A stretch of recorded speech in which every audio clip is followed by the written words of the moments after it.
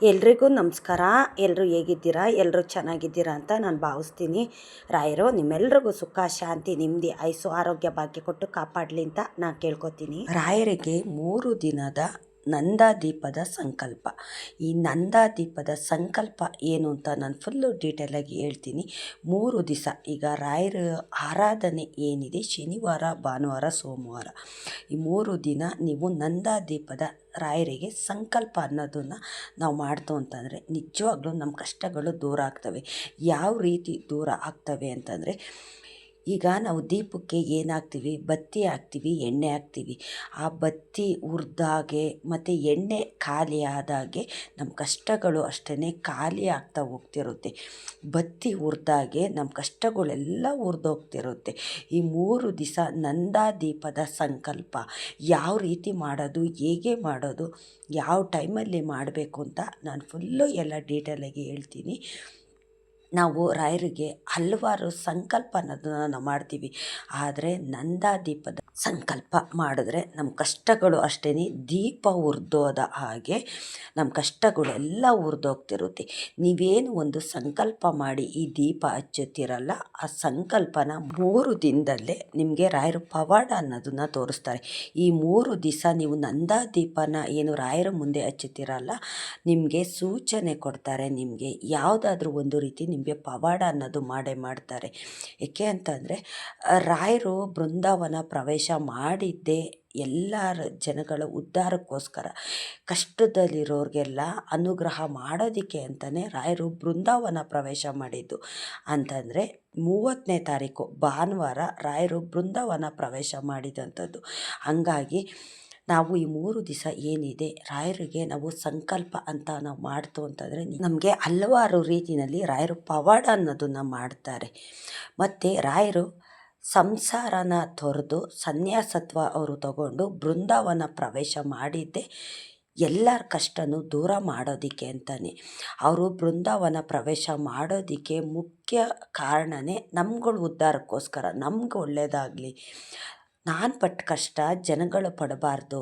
ಯಾರು ಕಷ್ಟ ಅಂತ ಹೇಳ್ಕೊಂಡು ನಾನು ಬೃಂದಾವನದ ಮುಂದೆಗಡೆ ಬಂದು ನಿಲ್ತಾರೋ ಅವ್ರಿಗೆಲ್ಲ ನಾನು ಅನುಗ್ರಹ ಮಾಡಬೇಕು, ಒಳ್ಳೇದು ಮಾಡಬೇಕು ಅಂತಲೇ ರಾಯರು ಬೃಂದಾವನ ಪ್ರವೇಶ ಮಾಡಿದಂಥದ್ದು. ಆ ದಿನದಲ್ಲಿ ನಾವು ಏನೇ ಒಂದು ಸಂಕಲ್ಪ ಅಂತ ನಾವು ಮಾಡ್ತು ಅಂತಂದರೆ ನಮಗೆ ಹಲವಾರು ರೀತಿಯಲ್ಲಿ ಪವಾಡ ಅನ್ನೋದನ್ನ ಮಾಡ್ತಾರೆ. ಈ ದಿವಸನ ನಾವು ಯಾವುದೇ ಕಾರಣಕ್ಕೂ ಮಿಸ್ ಮಾಡ್ಕೊಳ್ಳೋದಕ್ಕೆ ಹೋಗಬಾರ್ದು. ನಾವು ಮನೆಯಲ್ಲಿ ರಾಯರಿಗೆ ಮಾಮೂಲಿ ಪೂಜೆ ಮಾಡೋದಕ್ಕಿಂತ ನಾವು ಸಂಕಲ್ಪ ಪೂಜೆ ಅಂತ ನಾವು ಮಾಡ್ತು ಅಂತಂದರೆ ನಮ್ಗೆ ಒಳ್ಳೇದಾಗೇ ಆಗುತ್ತೆ. ಏಕೆ ಅಂತಂದರೆ, ನಾವು ತೆಂಗಿನಕಾಯಿ ಸಂಕಲ್ಪ ಆಗಿರ್ಬೋದು, ಚೀಟಿ ಬರೆದಿಟ್ಟು ಹಲವಾರು ಸಂಕಲ್ಪ ಅನ್ನೋದನ್ನು ನಾವು ಮಾಡ್ತೀವಿ. ಆದರೆ ಈ 3 ದಿವಸ ನಂದಾದೀಪದ ಸಂಕಲ್ಪ ಮಾಡ್ತು ಅಂತಂದರೆ ನಮಗೆ 3 ದಿನದಲ್ಲೇ ರಾಯರು ಪವಾಡ ಅನ್ನೋದನ್ನು ತೋರಿಸ್ತಾರೆ.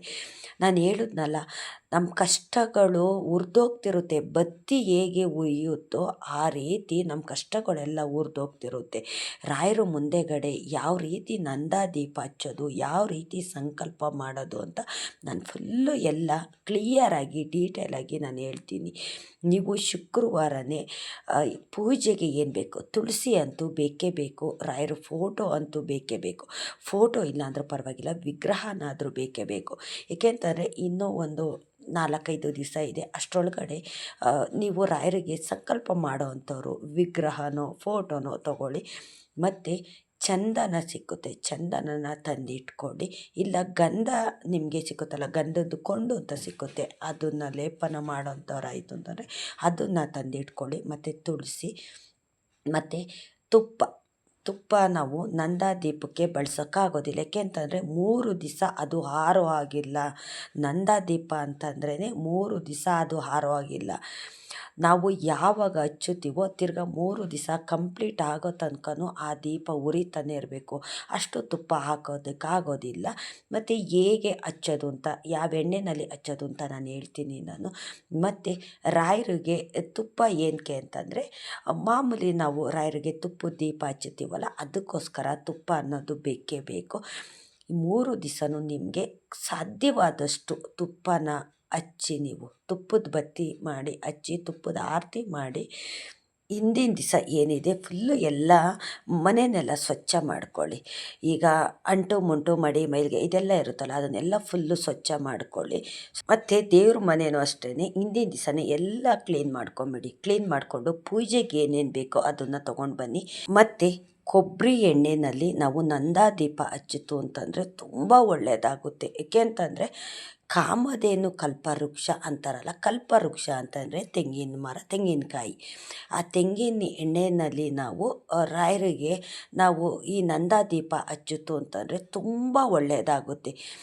ನಿಮಗೆ ಸಾಧ್ಯವಾಗೋದಿಲ್ಲ ಅಂತ ಅನ್ನೋದಾಯಿತು ಅಂತಂದರೆ ಮಾಮೂಲಿ ಕಡಲೆಕಾಯಿ ಎಣ್ಣೆ ದೀಪನೇ ನೀವು ಹಚ್ಚಿ, ನಿಮ್ಗೆ ಸಾಧ್ಯವಾಗುತ್ತೆ. ರಾಯರು ಬೇಗ ಅನುಗ್ರಹ ಮಾಡ್ತಾರೆ, ಮಾಡಬೇಕು ಅಂತ ಅನ್ನೋದಾಯಿತು ಅಂತಂದರೆ ಕೊಬ್ಬರಿ ಎಣ್ಣೆಯಲ್ಲಿ ಹಚ್ಚಿದ್ರೆ ತುಂಬ ಒಳ್ಳೆಯದಾಗುತ್ತೆ. ಇನ್ನು ತುಪ್ಪ ಬಿಟ್ಟಂತೂ 3 ದಿವಸ ನಮಗೆ ಹಚ್ಚೋಕ್ಕೆ ಸಾಧ್ಯವಾಗೋದಿಲ್ಲ. ಈಗ ಮಾಮೂಲಿ ಆ ಕಡೆ ಈ ಕಡೆ 2 ದೀಪ ಹಚ್ಚುತ್ತೀವಲ್ಲ ನಾವು ರಾಯರಿಗೆ, ಅದು ತುಪ್ಪ ಬಿಟ್ಟು ನೀವು ಹಚ್ಚಿ ವಾರ ವಾರ ಹೇಗೆ ಹಚ್ಚುತ್ತೀರ ಆ ರೀತಿ ಹಚ್ಚಿ. ಮತ್ತು ನಂದಾದೀಪ ಒಂದು ದೊಡ್ಡದಾದ ಮಣ್ಣಿನ ದೀಪ ತಗೊಳ್ಳಿ, ಹೊಸ ದೀಪನೇ ತೊಗೊಳ್ಳಿ. ನೀವು ತೊಗೊಂಡು ಅದನ್ನು ಕ್ಲೀನ್ ಮಾಡ್ಕೊಳ್ಳಿ. ಕ್ಲೀನ್ ಮಾಡಿಕೊಂಡು ಹಿಂದಿನ ದಿವಸನೇ ನೀರಲ್ಲಿ ಫುಲ್ಲು ನೆನೆ ಹಾಕ್ಬಿಡಿ. ಎಣ್ಣೆ ಜಾಸ್ತಿ ಕುಡಿಯೋದಿಲ್ಲ. ನೆನೆ ಹಾಕ್ಬಿಟ್ಟು ನೀವು ಎಲ್ಲ ರೆಡಿ ಮಾಡ್ಕೊಳ್ಳಿ. ಶುಕ್ರವಾರ ರೆಡಿ ಮಾಡ್ಕೊಳ್ಳಿ. ಅದಕ್ಕೆ ಅರಿಶಿನ ಕುಂಕುಮ ಹಚ್ಚಬೇಡಿ, ಗಂಧ ಹಚ್ಚಿ ನೀವು ರಾಯರ ಫೋಟೋನೆಲ್ಲ ಸ್ವಚ್ಛ ಮಾಡಿಕೊಂಡು ಸ್ವಲ್ಪ ಗೋಮೂತ್ರನೆಲ್ಲ ಹಾಕ್ಕೊಂಡು ಸ್ವಚ್ಛ ಮಾಡಿಕೊಂಡು ರಾಯರಿಗೆ ಗಂಧ ಧರಿಸಿ ತುಳಸಿ ಹಾಕಿ ರಾಯರಿಗೆ ಏನಾದರೂ ನೈವೇದ್ಯ ಮಾಡಿಡಿ. ಕಡಲೆಬೇಳೆ, ಹೆಸ್ರುಬೇಳೆ ಪಾಯಸ ಅಂದರೆ ತುಂಬ ಇಷ್ಟ ರಾಯರಿಗೆ. ಹಂಗಾಗಿ ನಿಮಗೇನು ಸಾಧ್ಯವಾಗುತ್ತೋ ಅದನ್ನು ಸಿಹಿ ನೈವೇದ್ಯ ಮಾಡಿಡಿ. ಮತ್ತು ರಾಯರ ಮುಂದೆಗಡೆ ಒಂದು ತಟ್ಟೆ ಇಡಿ. ಅದು ನೀವು ಊಟಕ್ಕೆಲ್ಲ ಬಳಸಿರೋದು ಬೇಡ. ನೀವು ದೇವ್ರ ಪೂಜೆಗೆ ಅಂತ ಎತ್ತಿಟ್ಟಿರ್ತಾರಲ್ಲ ಆ ತಟ್ಟೆನ ಉಪಯೋಗಿಸಿ ಆ ತಟ್ಟೆ ಮೇಲ್ಗಡೆ ದೀಪ ಇಡಿ. ದೊಡ್ಡದಾಗಿರಬೇಕು ದೀಪ. ದೊಡ್ಡದಾಗಿರೋಷ್ಟು ದೀಪ ತಗೊಳ್ಳಿ. ಅದಕ್ಕೆ ಗಂಧ ಧರಿಸಿ ಅದಕ್ಕೆ ನೀವು ಮನಸ್ಸಿನಲ್ಲೇ ಪ್ರಾರ್ಥನೆ ಮಾಡ್ಕೊಳ್ಳಿ. ಮಂತ್ರಾಕ್ಷತೆ ಇಟ್ಕೊಳ್ಳಿ. ಒಂದು ತುಳಸಿ ದಳ ಇಟ್ಕೊಂಡು ಮನಸ್ಸಿನಲ್ಲೇ ಪ್ರಾರ್ಥನೆ ಮಾಡಿ ಆ ದೀಪದೊಳಗಡೆ ಹಾಕಿ. ಮಂತ್ರಾಕ್ಷತೆ ಮತ್ತು ಒಂದು ತುಳಸಿ ದೀಪದೊಳಗಡೆ ಹಾಕ್ಬಿಟ್ಟು ನೀವು ಏನಕ್ಕೋಸ್ಕರ ಸಂಕಲ್ಪ ಮಾಡ್ತಾಯಿದ್ದೀರಾ, ನಿಮ್ಮ ಕೋರಿಕೆ ಏನಿದೆ ಅದನ್ನು ರಾಯರ ಹತ್ರ ನೀವು ಹೇಳ್ಕೊಂಡು ನೀವು ಆ ದೀಪಕ್ಕೆ ಎಣ್ಣೆ ಬಿಡಿ. ಕೊಬ್ಬರಿ ಎಣ್ಣೆ ಬಿಡ್ತೀರಾ ಇಲ್ಲ ಮಾಮೂಲಿ ದೀಪಕ್ಕೆಲ್ಲ ಯಾವ ಎಣ್ಣೆ ಬಿಡ್ತೀರಾ ನೋಡಿ ಆ ಎಣ್ಣೆನ ಬಿಟ್ಟು ನೀವು ಬತ್ತಿ ಸ್ವಲ್ಪ ದೊಡ್ಡದಾಗಿರೋದು ಜೋಡಿ ಬತ್ತಿ ತೊಗೊಳ್ಳಿ. 2 ಬತ್ತಿ ಮಾಡಿಕೊಂಡು ನೀವು ಅದಕ್ಕೆ ಹಾಕ್ಬಿಟ್ಟು ಎಣ್ಣೆ ಬಿಟ್ಬಿಟ್ಟು ನೀವು ಮನಸ್ಸಿನಲ್ಲೇ ಸಂಕಲ್ಪ ಮಾಡಿಕೊಂಡು ದೀಪ ಹಚ್ಚಿ. ದೀಪ ಹಚ್ಚೋದಕ್ಕೆ ಮುಂಚೆ ರಾಯರಿಗೆ ದೀಪ ಹಚ್ಚೋದಕ್ಕಿಂತ ಮುಂಚೆ ನೀವು ವಿಘ್ನೇಶ್ವರನ ಹತ್ರ ಪ್ರಾರ್ಥನೆ ಮಾಡ್ಕೊಳ್ಳಿ. ವಿಘ್ನೇಶ್ವರನಿಗೆ ಗರಿಕೆ ಧರಿಸಿ, ಎಕ್ಕುದು ಧರಿಸಿ, ಮನೆ ದೇವರಿಗೆ ಸಪ್ರೇಟು 2 ದೀಪ ಹಚ್ಚಿ. ರಾಯರಿಗೆ ತುಪ್ಪದ ದೀಪ ಆ ಕಡೆ ಈ ಕಡೆ ಹಚ್ಚುತ್ತೀವಲ್ಲ ಅದು ಮಾಮೂಲಿ ಹಚ್ಚಿ ಅದನ್ನು.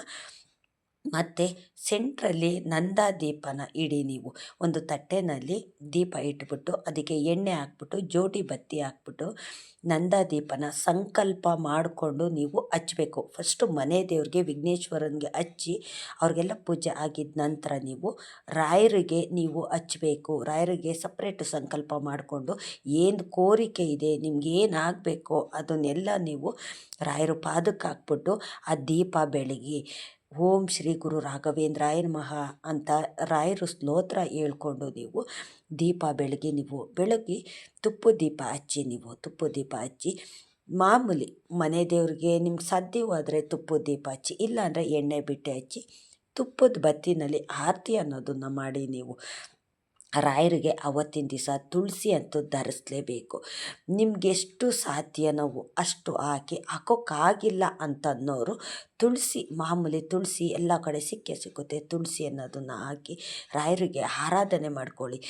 ಅದು ಬ್ರಾಹ್ಮಿ ಮುಹೂರ್ತದಲ್ಲೇ ಮಾಡಬೇಕು. ಶನಿವಾರ ಬೆಳಗ್ಗೆ ನೀವು ಆದಷ್ಟು ನೀವು 5:45 6 ಗಂಟೆ ಒಳಗಡೆನೇ ನೀವು ಈ ದೀಪನ ಹಚ್ಚಬೇಕು. ನೀವು ಏಕೆ ಅಂತಂದರೆ ನಾವೇನೇ ಒಂದು ಸಂಕಲ್ಪ ಪೂಜೆನ ನಾವು ಸ್ಟಾರ್ಟ್ ಮಾಡ್ಕೋತೀವಲ್ಲ ಅವತ್ತು ಬ್ರಾಹ್ಮಿ ಮುಹೂರ್ತದಲ್ಲೇ ಮಾಡಬೇಕು. ಅವತ್ತೊಂದು ದಿನ ಬೇಗ ಎದ್ದೊಳ್ಳಿ. ಗುರುವಾರ ಹೇಗೆ ಮಾಡ್ತೀರೋ ಅದೇ ರೀತಿ ಮಾಡಿ. ನೀವು ಸೂರ್ಯ ಉದಯ ಆಗೋದ್ರ ಒಳಗಡೆ ನೀವು ದೀಪ ಹಚ್ಚಿ. ತುಳಸಿ ಹತ್ರ ಒಂದು ದೀಪ ಹಚ್ಚಿ ನೀವು ಕೃಷ್ಣನ ಆವಾಹನೆ ಮಾಡ್ಕೊಳ್ಳಿ. ಕೃಷ್ಣನ ಅನುಗ್ರಹ ಬೇಕು. ಏಕೆಂತಂದರೆ ರಾಯರು ಶ್ರೀರಾಮರನ್ನ ಕೃಷ್ಣನ ಅವರು ಜಾಸ್ತಿ ಭಕ್ತಿಯಿಂದ ಪೂಜೆ ಮಾಡ್ತಿದ್ದಂಥದ್ದು. ಹಂಗಾಗಿ ತುಳಸಿ ಹತ್ರ ದೀಪ ಹಚ್ಚಿ ಸ್ವಲ್ಪ ಏನಾದರೂ ನೈವೇದ್ಯ ತೊಗೊಂಡೋಗಿಡಿ. ಮತ್ತು ಬ್ರಾಹ್ಮಿ ಮುಹೂರ್ತದಲ್ಲಿ ನೀವು ಮೊದಲನೇ ದಿವಸ ನೀವು ಪೂಜೆನ ಸ್ಟಾರ್ಟ್ ಮಾಡ್ಕೊಳ್ಳಿ. ಆ ದೀಪ ಹಾರದಿರೋ ಹಾಗೆ ನೋಡ್ಕೊಳ್ಳಿ. 3 ದಿವಸ ಎಣ್ಣೆ ಖಾಲಿ ಆದಂಗೆ ಹಾಕ್ತಾಯಿರಿ. ತುಪ್ಪದ ದೀಪ ನಿಮಗೆ ಮಾಮೂಲಿ ಬಿಡ್ತೀರಲ್ಲ ಅಷ್ಟೇ ಬಿಟ್ಟು ಹಚ್ಚಿ, ಅದು ಆರಿದ್ರೂ ಪರವಾಗಿಲ್ಲ. ಆದರೆ ಈ ನಂದಾ ದೀಪ ಇದೆ ನೋಡಿ, ಅದು ಯಾವುದೇ ಕಾರಣಕ್ಕೂ ಆರೋದು ಬೇಡ. 3 ದಿವಸ ಅದು ಉರಿಬೇಕು.